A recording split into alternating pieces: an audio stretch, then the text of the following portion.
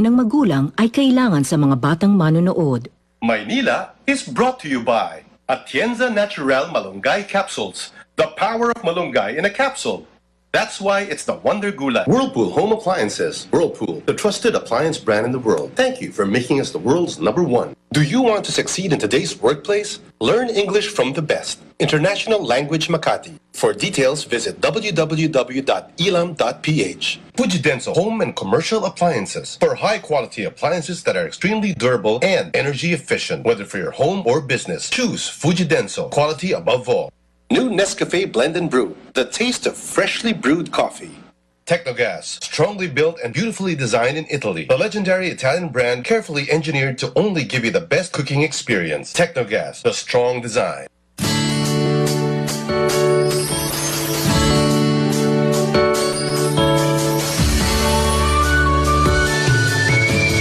Narito na sari-saring istorya, mga kwento ng pag-ibig, pagsuyo at pamilya. Dito ang eksena'y matama, buhay ay makulay at punoy ng drama. Maynila, Maynila, Maynila, ang kwento mo'y bukal ng pag-asa.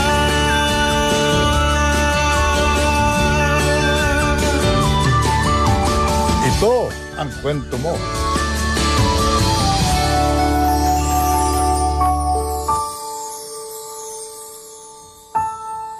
Minsan akong umibig. Mayaman siya, mahirap lang ako. Sa kabila ng lahat ay inibig din niya ako. Pero ako mismo ang natakot. Itinulak ko siya palayo. Huli na nang malaman kong mali ang ginawa ko. May pag-asa pa kaya ang aming mala fairy tale na love story? Ako si Angelica Damian ng Taytay Rizal at ito ang kwento ko.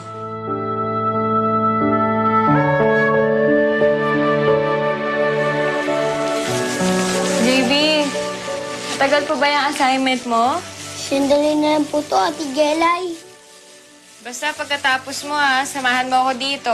Gawa tayo ng pastillas para makarami tayo sa mga suki natin. Ate Gelay. Totoo po yung fairy tales.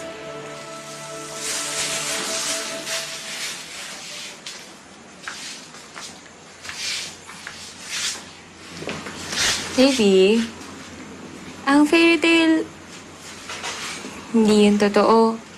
Mga kwentong pambata lang yun. Hindi ba yung sinasabi ng mga teachers mo sa'yo? Ayun nga po yung binabasa namin sa school eh.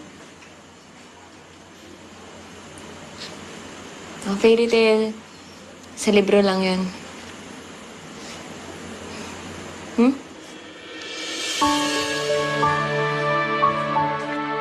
Diba may naman po sa ibang bansa ng prinsipe at prinsesa? Meron doon.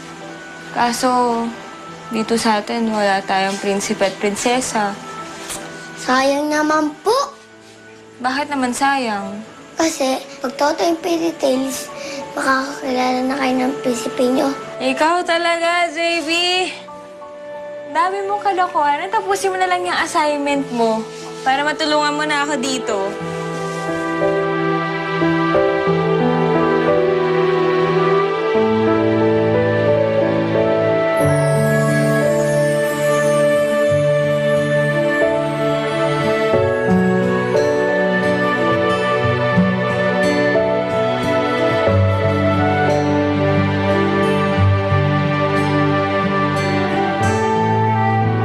Anong bilin sa'yo ni ate?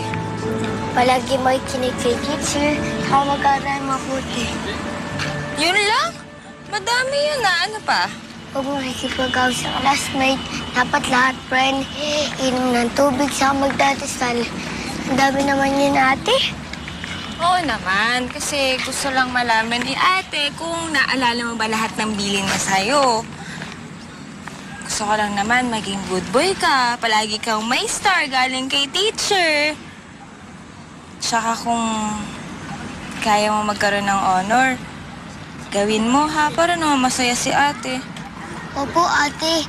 Ginagawa ko naman po lahat ng gusto niya eh. Very good! Para kapag tapos ka na mag-aral, si ate naman yung mag-aaral ulit. Ate, pwede ba tayo magsabay? Hindi pwede. Kasi kapag nagsabay tayo mag-aral, sino magtitinda ng mga yema natin? Tapos sino mag-aasikaso sa'yo? Nakatapos na naman si ate ng high school, tapos nakapag-aral na rin siya ng mga pwede natin gawing tinda. Okay na yon. Ang importante, makaipon tayo ng pera. Thank you po, ate.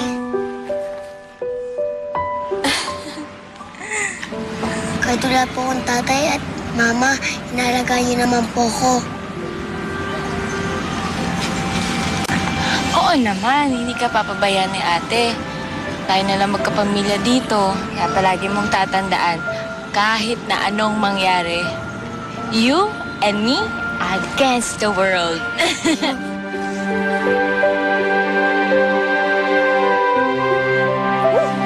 Talaga tayo nagdrama. Baka malit ka na. Tara na. Wala na mga estudyante. Tara.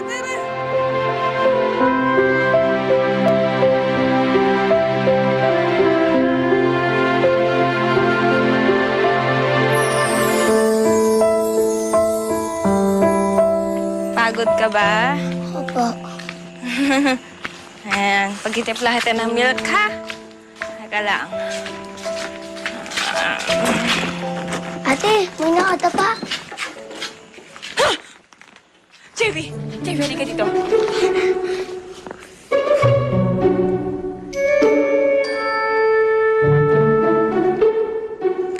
JV, huwag kang lumapit dyan.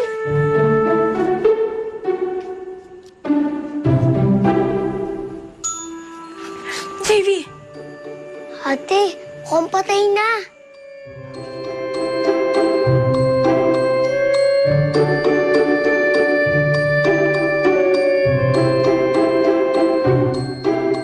Iniimbitahan namin kayong isulat ang inyong natatanging kwento ng pag-ibig dito sa Maynila.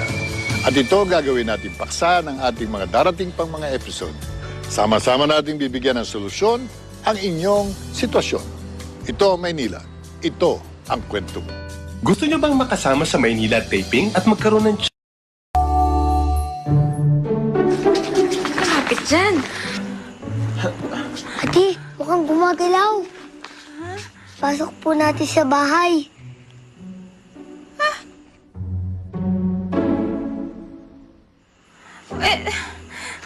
Ang kawawa naman. Tara. Pasok natin. Doon ka sa may ulo. Alalayan mo yung ulo niya, ha? Mama. Tayo ho tayo. Kuya. Tayo po. Kaya niyo po ba? Sige ho. Ayan. JB, yung pinto. Ayan mo. Una ka na.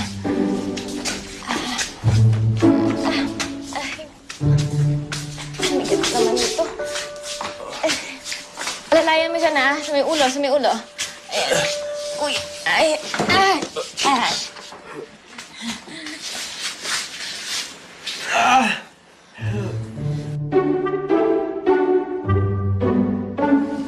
So, hindi ko alam kung bakit mo ako napapayag na ipasok yung taong yun dito. Paano kung killer yan? Kung hindi naman eh. Paano kung patayin tayo? Di goodbye world na talaga tayong dalawa. Tingnan mo nga kung meron siyang wallet o kaya cellphone man lang para makilala natin siya.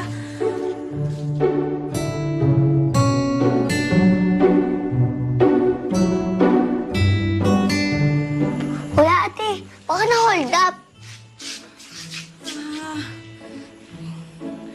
Teka, dito ka lang ha. Diyan ka lang. Kuha ako ng bimbo tsaka ng alcohol.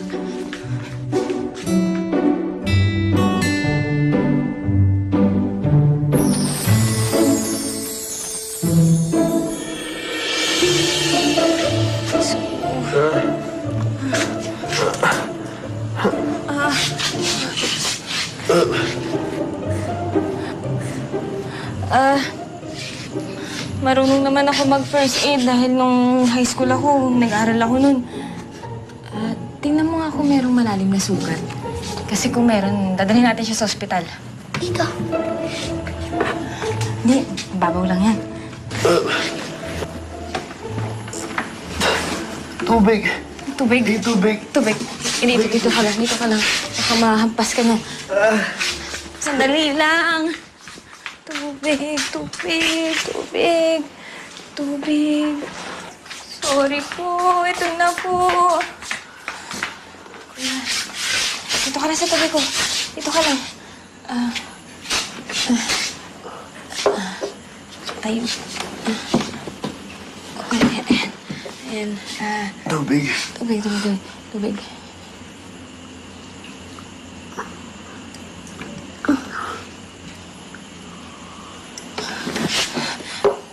Kuya, ano bang pangalan niyo?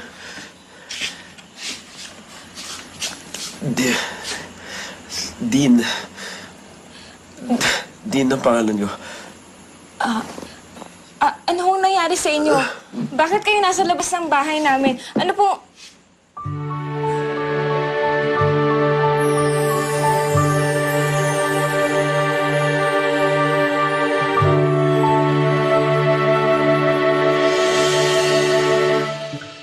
Ito na yung 20 packs para sa mama mo. Kahit yung bayad, bukas na lang. Sige, salamat, Gelay. Sige, ingat.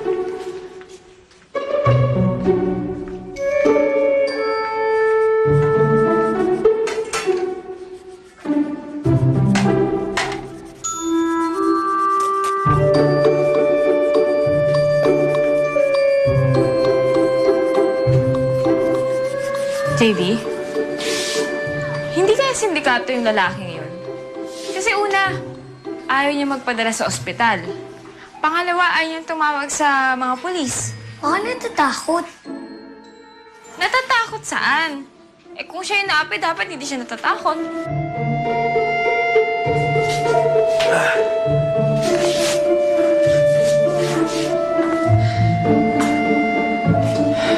Nabiktima ako.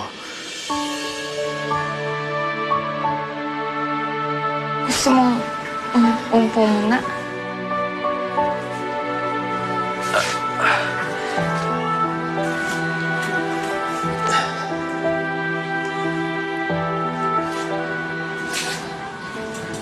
Ako yung biktima.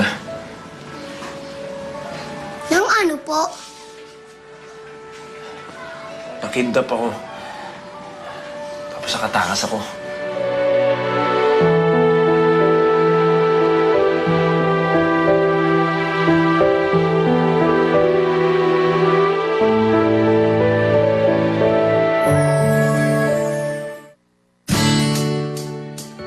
Paano nga ba mawawala ang galit sa puso ng isang ina kung ang naging sanhi nito ay mismong anak na karugtong ng kanyang